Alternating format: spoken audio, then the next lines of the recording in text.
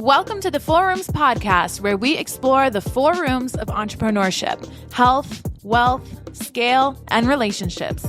Each episode is dedicated to opening new doors and uncovering insights that empower you to design your entrepreneurial journey to be both lucrative and fulfilling. And now, your hosts, Amber Spears and Brett Kaufman. All right, we are back with another episode of the Four Rooms podcast. I am Brett Kaufman. I'm the Director of Partnership and Growth here at Four Rooms, and I'm so excited with our guest today because we are with Jhana Lee. She is with Spyglass Ops, and she's about to blow your mind on everything operations. So, hey, welcome. You're setting the bar really low. Someone had to. That's right. Yeah. All right, let's blow minds. Let's do it. First off, I want to just know, how'd you come up with this name? Because that's Spyglass Ops? Yeah, it's a badass name. Thanks. I mean, do you want the real answer? No, lie to everyone that's listening. So the real answer is that I went through a whole phase in college where I was really obsessed with pirates, and I may or I may not have grown out of it. And so, you know, I like throwing knives, and I listen to the Pirates of the Caribbean soundtrack when I work.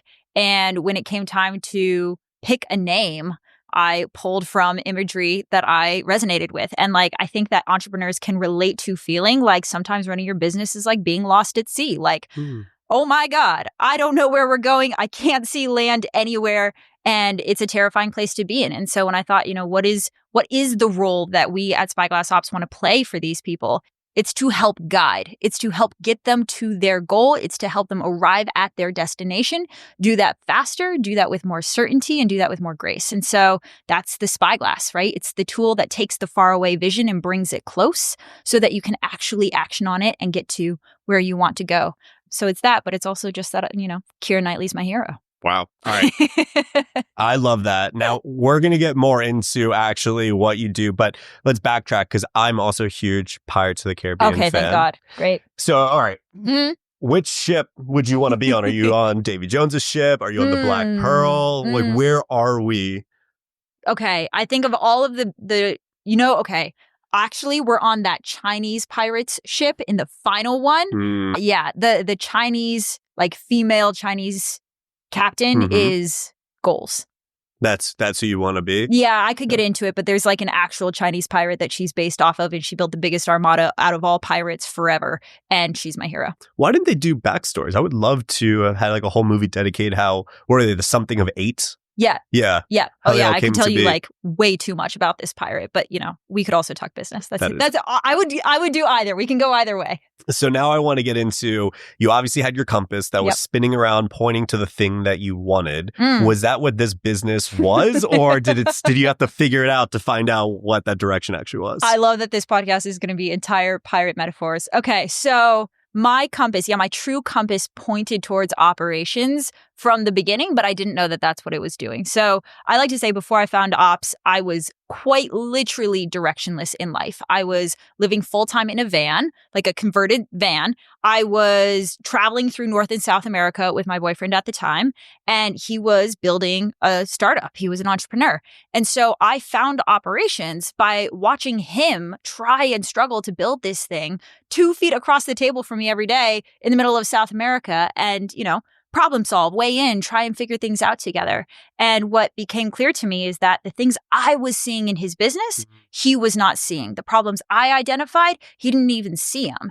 And through a series of odd events, I became the COO for that business. Because when I stepped in for what was supposed to be like 30 days, I got in there and I was like, holy shit, dude, this is a mess. And I didn't know what I was doing, but I just started cleaning things up. And eventually I learned there's a word and there's a skill set for that. And that's how I got into operations. That's wild. Yeah.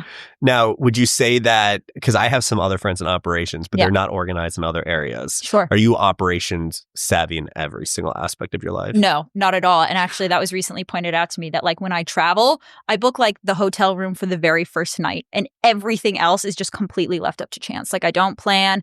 I am in so many ways, I'm just like, go with the wind. And then in business, I'm like structure, systems, SOPs, spreadsheets. Let's get it done. That's fascinating. Isn't that interesting? I feel like, it's interesting because you want control in one area, but not control in the other area. It's an interesting balance. Yeah, it is. I think I enjoy the serendipity and the magic of what gets to come from the unexpected. But if I'm in the driver's seat of my business, I don't want magic and serendipity to be my strategy for growth. right? I want to be able to create a machine where I can have an input and anticipate and control an output. And that's really what I see operations as. It's like it's the machine that produces a predictable outcome for your business. And as you were traveling around with your boyfriend at that time in South America, did you just have a knack for operations? Were you able to just kind of see the puzzle and know what to put together instantly? Yep. And it's exactly like you said it. Like every amazing operator that I know, and I've trained, at this point, over 100 of them, sees business that way. They see it as a puzzle. They see it as a series of knobs and dials and levers to be pulled. And it's technological systems, human systems, and how those things fit together. And so the lens of operations is one of looking at a business and seeing the problems, seeing the gaps, seeing the inefficiencies, seeing where we're wasting time or wasting money. And we have this natural urge to want to close the gap. And so without knowing what operations was, having no idea what I was doing, when I stepped into that first business, I just saw the problems and I started fixing them. You just saw the problems and started fixing them. And then you said a lot of the other operation managers that you train now also do the same thing. Yep. Why do you think that is? That some people can just naturally pick it up? Yeah, well, it's interesting because I believe that every human being has an underlying talent, right? And if you look at entrepreneurs, they also have an incredible lens of their business, but it's the opposite lens, right? Again, I was seeing the merchant processing system that was losing the business $50,000 a month. My boyfriend wasn't seeing that. Like he literally didn't see it. His eyes weren't on it. His eyes were focused on what's the next revenue generating opportunity? What's the next offer? What's the next way we grow this thing? So it's a unique lens, but you need both to build the most effective business possible. The Hermosis taught me that the CEO and COO dynamic, that visionary operator dynamic, is like the gas pedal and the brake pedal of a car. You need both to drive the car safely. If it's all gas pedal, all visionary energy, then that car is headed for a catastrophic collision event, right? And so the operator's job is to be the brake. Here's the problem. Here's the gap. Here's why that won't work. Here's why we can't do that right now. It's very frustrating for a visionary to always be told no or not yet, but recognize that the operator is doing their job. They're slowing the car down just enough that the wheels don't come flying off of the thing.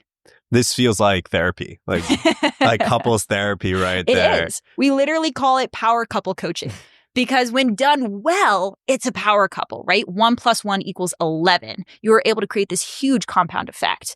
But if the inherent tension between these two roles, it can also lead to catastrophic failure in its own self because not a lot of people can handle the tension of that relationship and do it with respect and trust. So for a COO that's out there right now, they're listening to the podcast and they're like, okay, this really sounds like my CEO. And that CEO, that person's having a struggle trying to figure out the right way to have the conversation with their CEO. Yeah. Knowing that they can turn into an 11, not a 2. Yeah. What tips do you give them on how best to have that conversation? Yeah, I mean, there's 100 ways that really good operators learn to manage up and manage that visionary dynamic. But I would say that maybe one of the quick tips is generally it comes down to something around bandwidth, right? The visionary wants to do this priority, but then goes away to a mastermind and comes back the next week with 10 other priorities that they really want to do and they really want to try, right? That's the gas pedal energy. We need the innovation that comes from that. And especially as your company scales, it can't do 11 things at once. In fact, that will pull it in 11 different directions and you're going to lose focus and you're going to lose energy. And so the quick hack I teach COOs is, okay, cool, visionary, love that idea. Which of these other priorities that we've already agreed to are you going to take off the list to make room for this new priority, right? You force the visionary to reconcile with the opportunity cost of their decision. If I do this, then I can't do these other 4 things that are also really important. And now that I think about it, these 4 things are actually more important than this shiny new idea. So I guess we'll just backlog this and we'll get back to it next quarter, right? And they come to that decision for themselves. And all you're doing is just asking them to reconcile. Does this priority actually outweigh all these other things that you've already committed to? Okay. And then that CEO actually has to, like you said, reconcile. Is this the right decision? Yeah. So now on the flip side, I'm a CEO. Yep. I'm listening to this. I'm like, okay, kind of think my COO lets me do whatever I want. The business is not going the right way. So there'll be a few threads will go down. Number 1, how do I know if I actually have the right CEO? Yep. How do I know if that person's just maybe letting me like walk over them with priorities? And number 3, how do I go about finding them? So you can take those questions in any direction you want. Oh my gosh. Yeah. Okay. Do we have time for 3 podcasts? Hell yeah. Okay. So take them one at a time. How do I know if I have the right COO? Yeah. Yeah. So I would say that a really good visionary operator dynamic is a yin and a yang. The biggest mistake I see CEOs make when they're trying to hire their second in command is they try and hire somebody who's exactly like them, right? I'm a CEO. I'm stuck doing all of these things. Somebody told me I need an operator, so I'm going to go out and find somebody just like me who can do all of the things that I'm doing. And that's how I'm going to get out of the role, right? Makes perfect sense. The challenge is the way you were doing things made you a bottleneck, which is why you're stuck. So if you find somebody who's going to do it exactly the way you're doing it, you're not actually fixing the problem. You're just swapping out one bottleneck for another. And so a real operator dynamic is one where they're coming in and they're saying, here's how I eliminate the bottleneck entirely.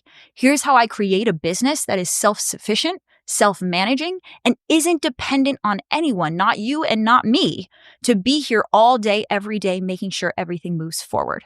So I'd say a cautionary tale, if you're a CEO looking at your operator and asking, do I have the right person, is, are there now just 2 of you who are running around like chickens with your heads cut off? If so, either they're not a strong operator or they just have skill and knowledge gaps that are preventing them from being able to create a truly self-managing business, which is ultimately their job. And if they don't have those skills, is that something that can be taught? Or like you said, it's more like instinctual, like they should already have a good foundation? It can absolutely be taught. So, I mean, shameless plug, I built a coaching program, right? And I did that because when I was a COO, it's everything I wish that I had. And I had to self-teach operations because there weren't any programs out there for me. And so what I went ahead and built was, here's everything I'd wish I'd known, and took me 6 years to figure out myself, and hundreds of businesses condensed into 6 months, right? And so yes, skills and knowledge can be taught. What can't be taught is that underlying lens, right? So do they see the business as a puzzle? Do they see the gaps and the inefficiencies? Or are they also a visionary thinker? In which case, I could teach that person everything to do with operations, but they're never going to be truly great in the role. So if you're a CEO wondering, do I have the right operator in the role? Number 1, are they just like me? That's a cautionary tale. Or number 2, do they see the business through those gaps? Are they constantly bringing me problems?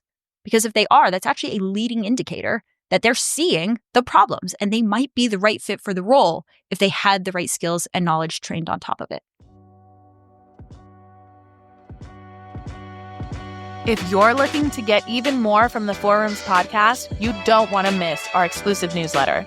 This is your personal invitation to join a community of like-minded entrepreneurs who are all about balancing health, wealth, scale, and relationships. Each week, we're going to bring you additional insights, tips, early announcements, and other information that we just can't fit into this podcast episode. Plus, it's a great way to keep the conversation going and ensure you never miss a beat in your entrepreneurial journey.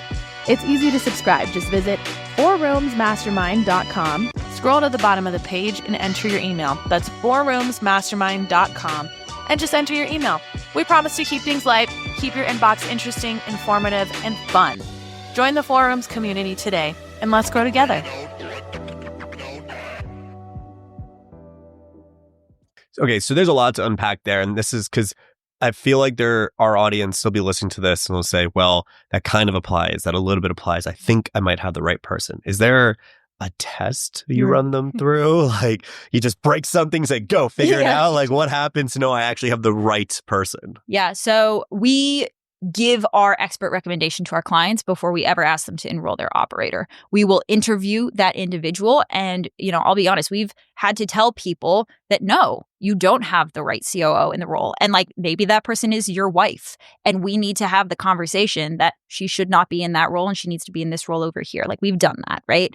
So it's almost like it takes one to know one, right? I've got a team of operators. We work with operators. We know them when we see them, and we will make sure that the right person is in that seat before asking anybody to invest time or money into training that person up. Interesting. So that time that you had to tell the wife that she was not the right number 2. Yep. How did you have that conversation? And are they still married? Did you cause a breakup or what happened? Their marriage has never been stronger. Well, because here's the thing, right? I think all of us just want to be exceptional at what it is that we do. Yes. And we want to be set up for success to be exceptional at what it is that we do. And so she was the COO because she cared the most. Yeah. And she loved her husband, the CEO, and she wanted to fill the next most important role in the business. So she gave herself the title COO. But the reality is that it wasn't in alignment with her zone of genius. And so not only was it hard for her and the operations of the business was struggling, but she wasn't happy or fulfilled in that role. And so by shifting her into a different role in the business, their relationship got so much better because so much of the friction was introduced by her not being in a role that she was truly meant to be in. That's beautiful. Yeah. And you marriage counselor as well. I mean, I won't make any promises, but I will say I'm pretty good at it. Okay. Well, if you ever want another career, it sounds like you are set up. That's my plan B. Yep. So we talked about this a little bit earlier at Four Rooms. We're grateful that people that come to our event, this amazing, intensive, we're here in LA. We have our big annual event in November where there'll be about 170, 200 people. It's going to be amazing. That we're very grateful everyone in the room is already doing well financially. There's so much room to grow, but we're grateful that it is the common denominator. But everyone is also dedicated to growing in their wealth, in their relationships, to their self, to others. What is going on in your life right now that you are very excited about outside of what you're doing in business? Oh, okay. I will answer that question, but I just want to reflect something back to you, which is I absolutely love that mission because so many business masterminds are just focused on growing the biggest business possible, make the number in the bank account go as high as it possibly can. The challenge is that all of those people then come to me because they're so unhappy. Yeah. And you'd be surprised the number of clients where by the time our work is done, we've either scaled down their business, we've helped them exit their business because they built this machine that they didn't actually want. They built a machine around one pillar of their life, as opposed to what I advise and how we, work with our clients, which is tell me what you want. Not just in your business, not just your revenue target. Tell me what relationship you want to have with your business. Tell me how much time and flexibility you want. Tell me what you would do with the rest of your time. Would you go on vacation and travel? Would you spend it with your kids? Tell me your why, right? Build a holistic definition of success because off of that, we can build and scale any number of systems and teams. We need to know what's the right system and team to get you what you want, right? There's not capital R right operations. There's just the right operations for you. And so my big invite to all entrepreneurs is know what you want and build your own definition of success because guaranteed there's a scalable version of a business that will get you there. But if you're not careful, you'll just build the business that everybody else is building and it will ultimately make you really unhappy. Oh yeah, the golden handcuffs. 100%. And then you're depressed, you want to blow it up, you self-sabotage, it all ties in. Yep. So don't avoid my question. Okay, so what am I excited about? Yes, outside of business. All of the things. And not Pirates of the Caribbean. Well, okay. Okay, so that dramatically lessens my list. No, I live in Utah, and I do that because it has the single best access, in my opinion, in the U.S. to all things outdoor recreation. So pretty much every second that I'm not in front of my computer working, which is a lot, I am rock climbing, backpacking, skiing, whitewater rafting. I took 3 weeks off last year to whitewater raft the Grand Canyon, and my business got to run and grow and run itself, right? The promise of operations is that you're creating a self-managing company that doesn't need you there all the time. And so I get the advantage of my brand is that I get to go out and backpack and whitewater raft and do all this cool shit because that's me being my own proof of concept that it is possible to build and scale a business without sacrificing personal freedom. Oh, I love that. Yeah. Okay. So we're in Utah. Yep. We are now entering the colder season. Yes. Right? We got spooky season first, and we get into the colder one. Yeah. What do you have upcoming that's super exciting for you? We got a big snowboarding trip. What's going on? In 2 weeks, I am doing a canyoneering rafting trip where we're going to lower on ropes into this slot canyon. Then we're going to inflate whitewater rafts, raft down the canyon, and hike to some hot springs that you can only get to by being inside of the canyon. Wow. So, and that's just an average weekend in Utah. It's an average weekend. Fucking awesome. Yeah, I'm really excited. Now, who do you do this with? Do you have a bunch of entrepreneur friends? Is it a mix? I always find some of my favorite entrepreneurs actually have a lot of non-entrepreneur friends because it's kind of nice to not always talk about business. It's how my life is set up too. I like having mix. Who are you doing these adventures with? Yeah, so I have my community of really hardo, recreationalists, the ultra marathoners and the semi-pro skiers. And what I love about it is that they're all dirtbags, you know? They're not making a ton of money and they put all of that money into gear just so they can go and do the thing that they love. And it's an important reminder to me because, again, in this noisy ecosystem we all live in where, you know, money is king and how could you possibly, like my work friends don't understand how I could possibly take every single weekend off to go play. And my play friends cannot possibly understand why I sometimes bring my computer on a camping trip because that's where I get my best thinking done. But the reality is I don't believe in work-life balance. I believe in work-life harmony. I believe that when these two things augment and feed each other, then doing more of one actually makes the other even better, as opposed to work-life balance where you have to sacrifice one to get more of the other. I love that you just said that because so I've been suicidal 2 times in my life, and I'm grateful I have a lot of like support around like mental health and stuff, and a lot of the people are in this community that helped me with that. One of the things I instituted after the first time was what's called mandatory happy moments. It sounds like you probably do something similar. I'm sure it's already a thing. I just threw a name to it where it doesn't matter what is happening during my week. It's something that I have to do. So let's say I had a shit day, but I have a mandatory happy moment at night. My day is okay. If I have a good day, mandatory happy moment at night, my day is great. If I have a great day, mandatory happy moment, my day is fucking phenomenal. Wow. And mandatory happy moments for me could be anything from yoga, breath work, going to the gym. I do salsa dancing. I do improv in Miami. So there's all these different things. It sounds like you do elements like that, which I love because like you said, that creativity, those ideas come from when we're not in here, but in here. And then but when the two sync up and to harmonize, like, oh, you just feel like you're at an absolute next level. So I love that you have that in your life. Yeah. And thank you for sharing that. Absolutely. Like, I think that our businesses are reflections of ourselves.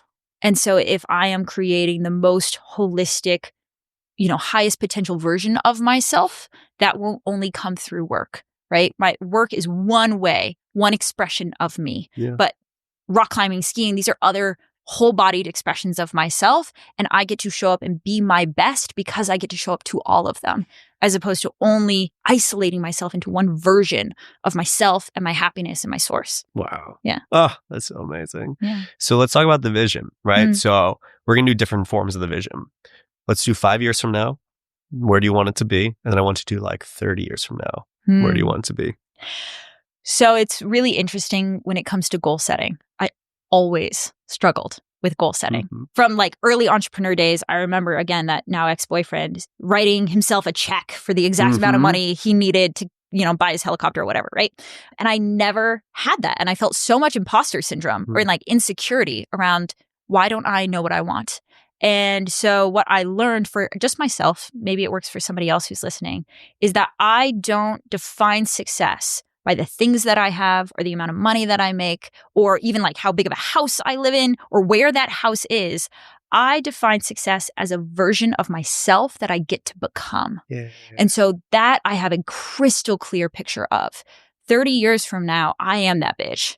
And she is the most high impact, high potential, walks into a room and lights up everyone in that room because they feel better about themselves, right? I know how she affects the people in her life and how she shows up for them.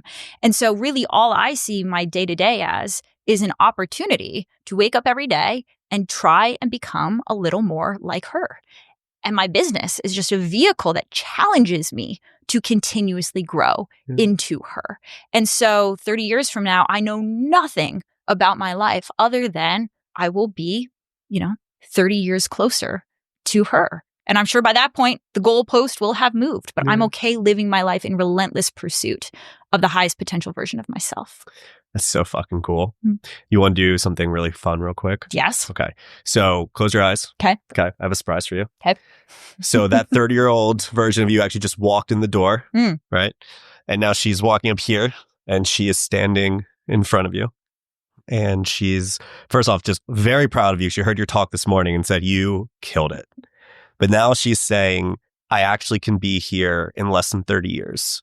And I can be here in less than 30 years if you do this one thing. And this one thing could be a piece of advice to overcome a limiting belief. It could be anything you want to be. But she's standing right in front of you right now. She says, if you just do these one things or these few things, what are those for you? So she'll be here faster. It is to trust myself, There's this incredible quote by Michelangelo when he's talking about the statue of David.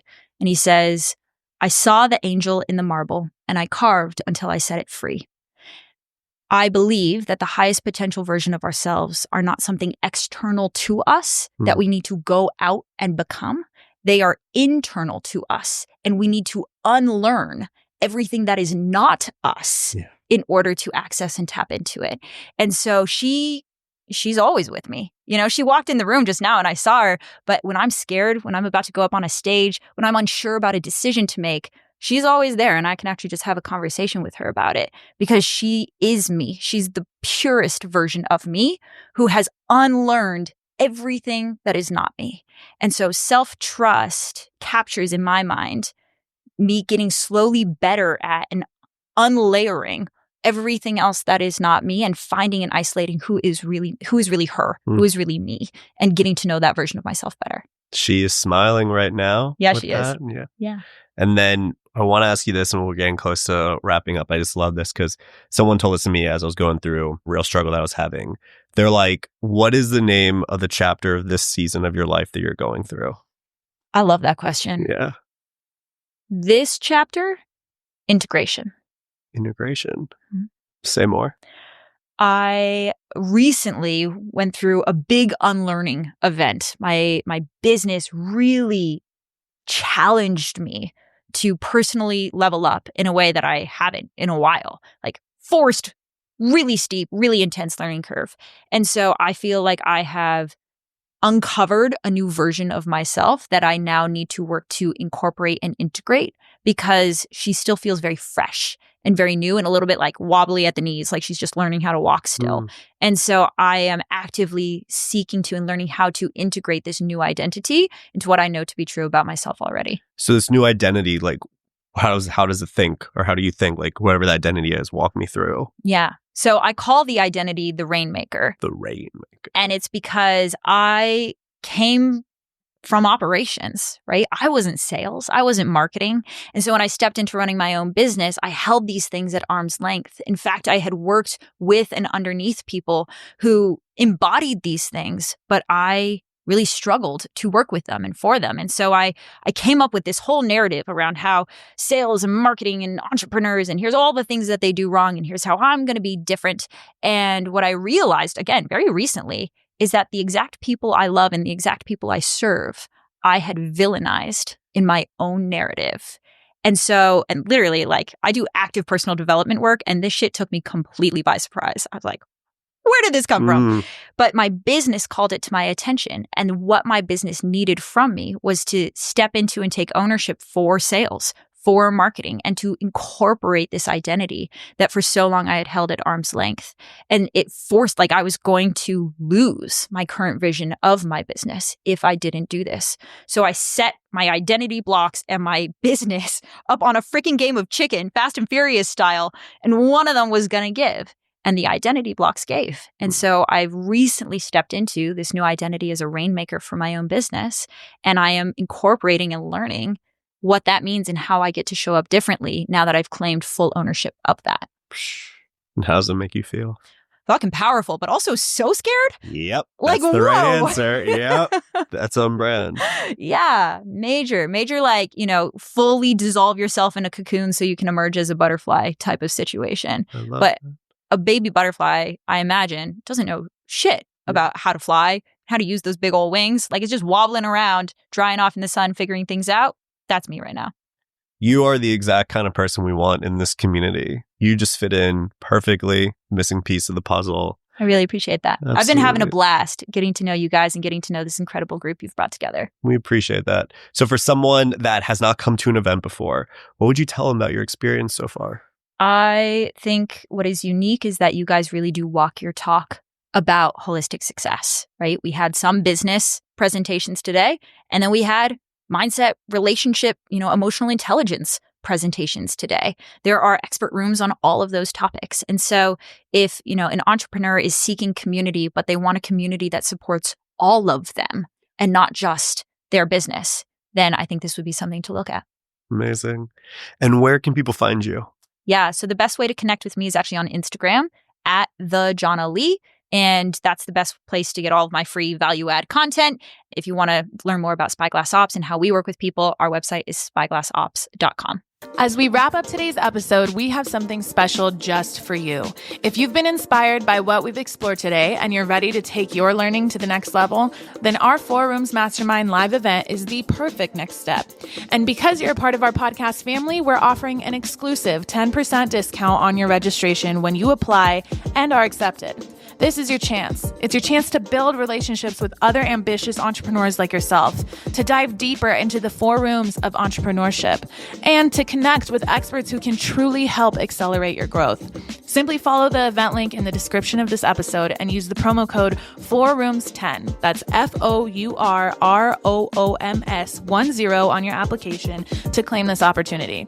This offer is subject to application approval and it's limited, so don't wait too long to make your decision. Join us and transform your journey with the insights and networking that only our live events can offer. Thank you for tuning in today. We look forward to seeing you at the event and, of course, right back here next time on the 4 Rooms podcast. Until then, keep balancing and keep growing.